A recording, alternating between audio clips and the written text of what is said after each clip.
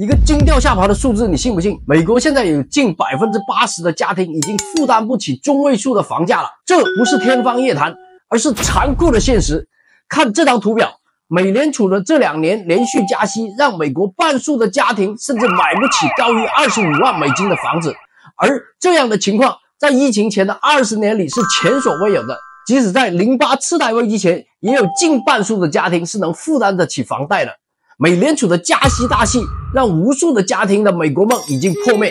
这样的住房危机对投资人来说意味着什么？危机中又有什么转机？且听老邵本期分解，尤其是最后一段，你一定不想错过。我们先来看看这张图表数据，截至去年底，全美公寓房平均房租是1805美元，而买房的平均月供是3119美元，相差了1300多美元。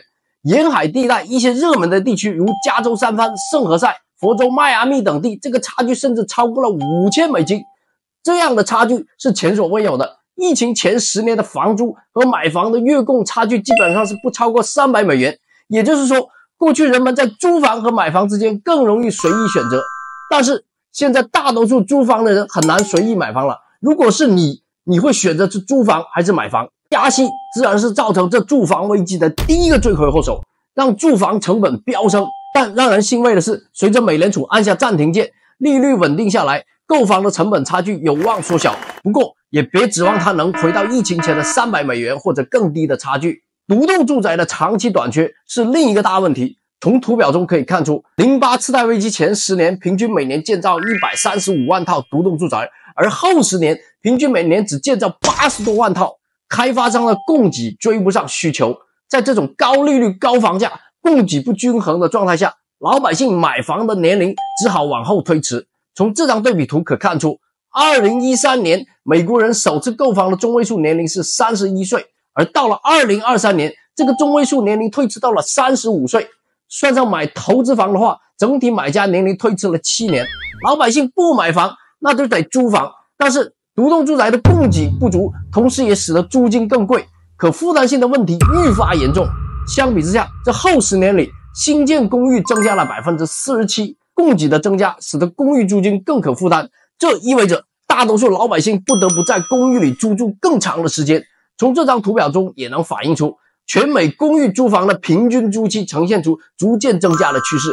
虽然前2年有不少新建公寓楼逐渐完工投入市场，然而随着近2年不断加息的影响，开发商没有意愿继续新建更多的公寓楼。从图表中可看出，截止2024年3月，全美公寓楼开工数比去年减少了 44%。 但与此同时，美国人口还是在持续增长，房地产市场一般会有几年的滞后效应，所以随着新建公寓楼的完工，我认为未来2-3年公寓市场又将面临供不应求的状况，租金上涨似乎已成定局，这就是投资信号。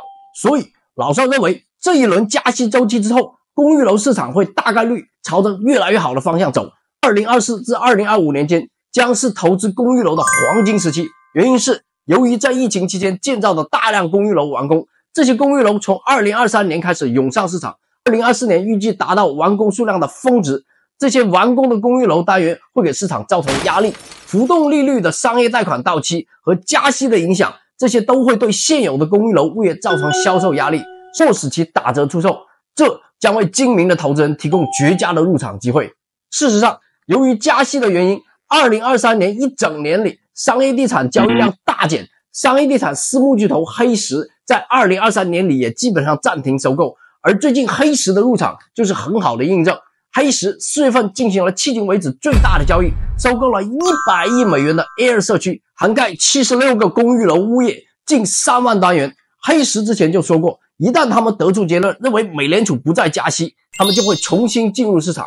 所以黑石的重新入市是他们认为利率已经稳定下来，并且这轮周期触底的信号。高盛也同样表示，今年要恢复投资美国商业地产。所以未来3到5年，老邵会把地产投资目光放在大型公寓楼板块上，选择那些人口和就业稳定增长的地区，确保有强劲的需求来消化大量的公寓楼单元。同时区域还需要对业主也好，确保租客按时交租，保护业主。像德州、北卡、佛州等地区都满足这些基本面，需求强劲，租金有保障，是投资的不二之选。我们当前在北卡夏洛特的公寓楼项目就处在这样的市场。怎么样，老铁们，市场已经准备好了，我已经在路上了，你呢？投资有风险，入市需谨慎。本视频仅供参考，不构成任何投资建议。订阅 ICOM 的资本邮件，关注高回报公寓楼地产项目。